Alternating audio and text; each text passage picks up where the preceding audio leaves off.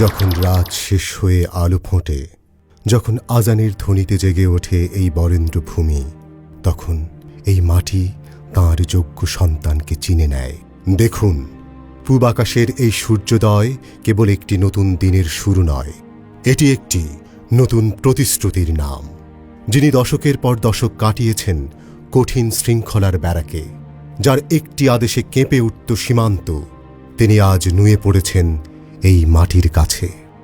কারণ এই মাটির প্রতিটি ধূলিকণায় মিশে আছে তাঁর শৈশবের ঘ্রাণ। তিনি আজ আর কোনো দূরবর্তী জেনারেল নন, তিনি আজ আপনার পরিবারের সেই বড় ভাই, সেই অভিভাবক, যিনি ব্যারিস্টার আমিনুল হকের অসমাপ্ত স্বপ্নের মশাল হাতে ফিরে এসেছেন।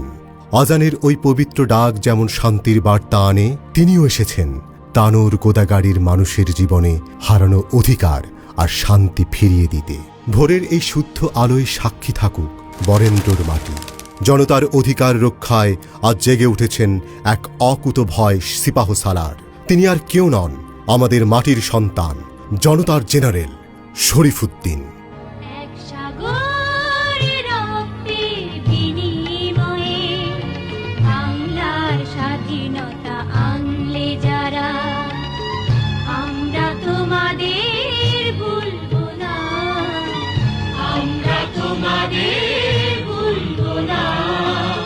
উনিশশো ৭১ সালের মহান মুক্তিযুদ্ধ পরবর্তী বিভিন্ন সময়ে নানান রাজনৈতিক পালাবদল দেখেছেন গোদাগাড়ি তানোর এলাকার জনগণ। এই অঞ্চলটি অনগ্রসর জনপদ হিসেবেই পরিচিত ছিল, তবে উন্নয়নের ছোঁয়া পেতে শুরু করে ১৯৯১ সাল থেকে তৎকালীন সংসদ সদস্য ব্যারিস্টার আমিনুল হকের নেতৃত্বে। ২০০৬ সাল পর্যন্ত টানা ৩ বার সংসদ সদস্য নির্বাচিত হন তিনি। এমপি, প্রতিমন্ত্রী থেকে মন্ত্রী হিসেবেও দায়িত্ব পালন করেন। তার হাত ধরে বদলাতে থাকে এলাকার চিত্র।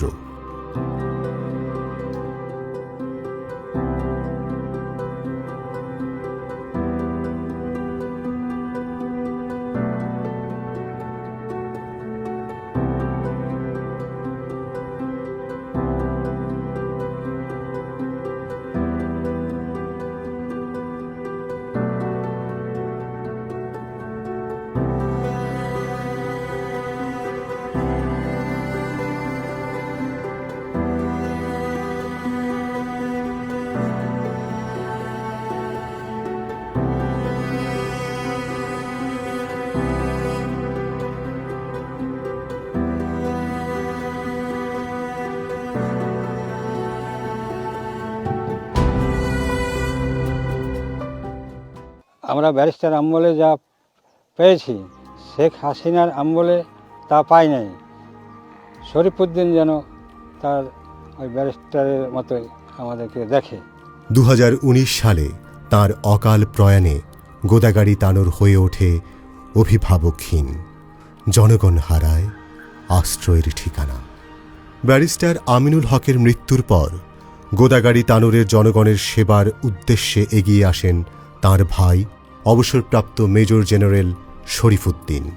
বিএনপি চেয়ারপারসনের নির্দেশে তিনি বিভিন্ন রাজনৈতিক কর্মসূচিতে নিজেকে সম্পৃক্ত করেন। দলীয় নেতাকর্মীদের পাশাপাশি এলাকার জনসেবায় নিজেকে উজাড় করে দেন। ধীরে ধীরে তিনি হয়ে ওঠেন এই এলাকার আপামর জনসাধারণের অত্যন্ত প্রিয় একজন জনতার জেনারেল। শরীফুদ্দীন তার দীর্ঘ ক্যারিয়ারে শহীদ রাষ্ট্রপতি জিয়াউর রহমান ও ৩ বারের সফল প্রধানমন্ত্রী আপসহীন নেত্রী বেগম খালেদা জিয়ার সাথেও কাজ করেছেন। দীর্ঘ ৩৮ বছরের পেশাগত জীবনে বাংলাদেশ সেনাবাহিনীর এই চৌকস ও অভিজ্ঞ কর্মকর্তা পালন করেছেন প্রশাসনিক ও কৌশলগত নানান গুরুত্বপূর্ণ দায়িত্ব। রাজশাহী ১ আসন গোদাগাড়ি তানোরের ব্যারিস্টার আমিনুল হকের উন্নয়নমূলক কাজ এগিয়ে নিতে তাঁকেই যোগ্য মনে করেছে বাংলাদেশ জাতীয়তাবাদী দল বিএনপি। মনোনয়ন পাওয়ার পর দলের চেয়ারপারসন তারেক রহমানের নির্দেশে বর্তমানে ছুটে চলেছেন গ্রাম থেকে গ্রামে। কর্মমুখী শিক্ষা, যোগাযোগ, কৃষি ও সেচ ব্যবস্থার উন্নয়ন এবং সাম্প্রদায়িক সম্প্রীতি বজায় রাখার পাশাপাশি ধর্মীয় উপাসনালয়গুলোর উন্নয়নে ভূমিকা রাখতে চান তিনি। সীমান্তবর্তী এলাকা হওয়ায় এই নির্বাচনী এলাকায় মাদক একটি ভয়াবহ সমস্যা। অবসরপ্রাপ্ত মেজর জেনারেল শরীফুদ্দিন সীমান্তে নিরাপত্তা নিশ্চিতে বর্ডার গার্ড বাংলাদেশ বিজিপিতে দায়িত্ব পালন করেছেন। শক্ত হাতে ও দক্ষ নেতৃত্বে সন্ত্রাস দমন করেছেন দুর্গম পাহাড়ি এলাকায়। গোদাগাড়ি নাম শুনলে বাসের যাত্রী হোক, ট্রেনের যাত্রী হোক, সবাই নাক ছিটকাতো। গোদাগাড়ি মানে হলো মাদকদ্রব্য। আইন শৃঙ্খলা রক্ষাকারী বাহিনী আছেন, তারা ক্যারিয়ার যারা, তাদেরকে আপনারা আইনের আওতায় নিয়ে আসেন। কিন্তু এদের পেছনে যারা আছে, যারা গডফাদার, যারা সত্যিকারের এটার প্রশ্রয় দিচ্ছে, তাদের দিকে খেয়াল করেন না। আমার কিন্তু ম্যানিফেস্টোতে আমি দিয়েছি যে 3টা জিনিস: মাদক দ্রব্য মুক্ত সমাজ হবে, চাঁদাবাজ মুক্ত সমাজ হবে এবং সন্ত্রাস মুক্ত এই গোদাগাড়ি তানোরের এলাকা হবে।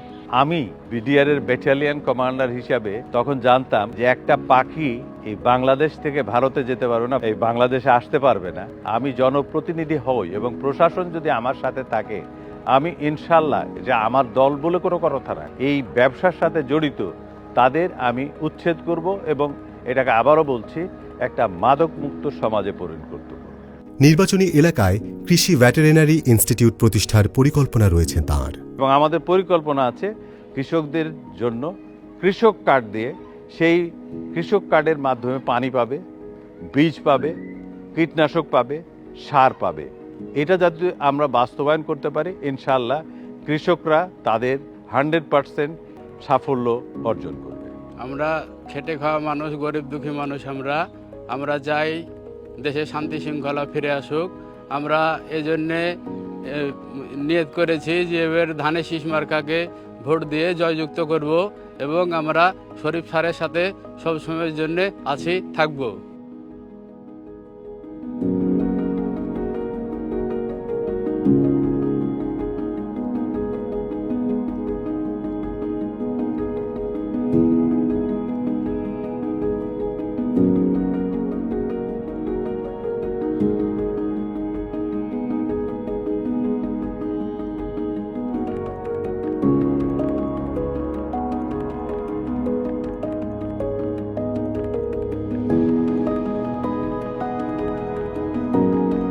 এবং এটা শুধু দেশে না, এটা যাতে বিদেশেও রপ্তানি করতে পারি এবং আমরা যাতে বিদেশে একটা বৈদেশিক মুদ্রা অর্জন করতে পারি এর মাধ্যমে, তাতে আমাদের সুবিধা হবে, কৃষকদের সুবিধা হবে, দেশের সুবিধা হবে।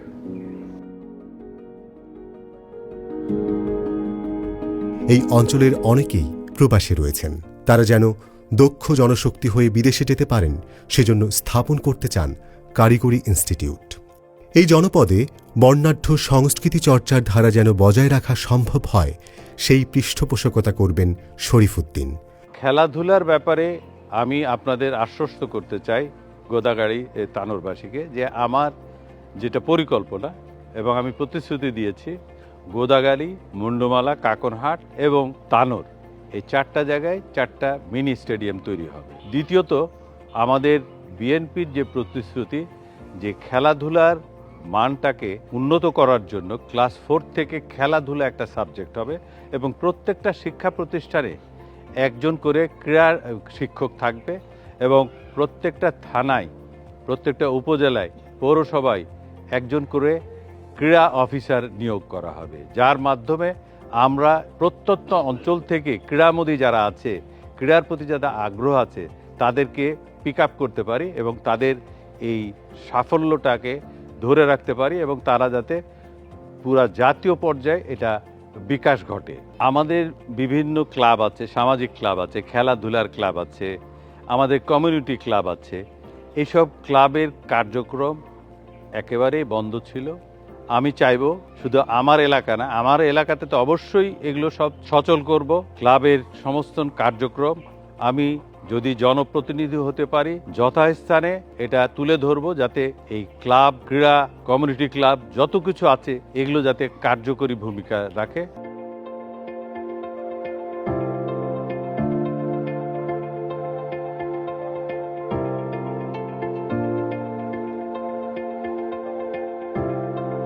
সনাতন ধর্মাবলম্বীদের সবচেয়ে বড় তীর্থস্থান খেতুরধাম সহ প্রায় 100টি মন্দির রয়েছে এই এলাকায়। 100টা এখানে টোটাল মন্দির আছে। আমি গত দুর্গাপূজায় 100টাতেই গেছি তাদের সাথে একাত্মতা প্রকাশ করার জন্য। আদিবাসীদের গির্জা আছে, তাদের কেউ কেউ হিন্দু, কেউ কেউ খ্রিস্টান, তাদের গির্জাতে গেছি এবং আমার সহমর্মিতে আমরা একাত্মতা ঘোষণা করেছি। সবাই সমান অধিকার পাবে, এটা আমার এলাকার গোদাগাড়ি তানোরের হিন্দু, বৌদ্ধ, মুসলিম, খ্রিস্টান সবাই যাতে এটা নিশ্চিত হয় যে সমান অধিকার সবার জন্য আমার কাছ থেকে অন্তত এই আসনে পাবে, এটা নিশ্চিতভাবে আমি নিশ্চয়তা দিতে পারি। 1991 সালে ব্যারিস্টার আমিনুল হক সাহেব গোদাগাড়ী উপজেলার যিনি প্রথম সংসদ নির্বাচিত হয়েছিলেন, উনি একমাত্র বলেছেন কি আল্লাহ আমাকে এখানে ক্ষমতায় পাঠিয়েছে, আমি মানুষের সেবামূলক কাজ করে যেন আমি এই দুনিয়া থেকে যেতে পারি। দল মত নির্বিশেষে সবাইকে তিনি খুব ভালোবাসতেন। ব্যারিস্টার আমিনুল হকের ছোট ভাই মেজর জেনারেল অবসরপ্রাপ্ত শরীফুদ্দিন সাহেব, উনি কাজ শুরু করেছেন এবং বিএনপি থেকে তিনি মনোনয়ন পেয়েছেন এবং ব্যারিস্টার আমিনুল হক সাহেবের অসমাপ্ত কাজগুলো তিনি কাজ করবেন, উনি ওয়াদা দিয়েছেন এবং আমরা আশা করি ওনার দ্বারাই আমাদের দেশের সফলতা আসবে। আমরা ক্ষুদ্র নৃগোষ্ঠী, আমরা শরীফ দাদাকে ভালোবাসি, আর আমাদের পাশে যেরকম শরীফ দাদা এখন আছে সেরকম যেন আমাদের পাশে সারা জীবন থাকে, এটাই আমরা চাইছি। ধানের শীষ জয়যুক্ত হই, এটাই আমরা সবাই শুভকামনা করি। অন্যায়ভাবে উজানে ফারাক্কা বাঁধের কারণে পানির ন্যায্য হিস্সা থেকে বঞ্চিত বাংলাদেশ। বাঁচাও পদ্মা, বাঁচাও দেশ, এই স্লোগানে দেশের নদ নদী ও প্রাণ প্রকৃতি রক্ষার আন্দোলনে অগ্রণী ভূমিকা পালন করতে চান জনতার জেনারেল শরীফুদ্দিন। সময় এসেছে পরিবর্তনের, সময় এসেছে হারানো গৌরব পুনরুদ্ধারের।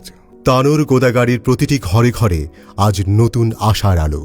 গণতন্ত্রের অতন্দ্র প্রহরী, গণমানুষের ভরসা মেজর জেনারেল অবসরপ্রাপ্ত শরীফুদ্দিনের নেতৃত্বে আমরা গড়ব এক নতুন বাংলাদেশ। তিনি শুধু একজন জননেতা নন, তিনি আমাদের সবার অতি প্রিয় একজন জনতার জেনারেল। প্রথম বাংলাদেশ আমার শেষ বাংলাদেশ, জীবন বাংলাদেশ আমার মরণ বাংলাদেশ। প্রথম বাংলাদেশ আমার শেষ বাংলাদেশ, জীবন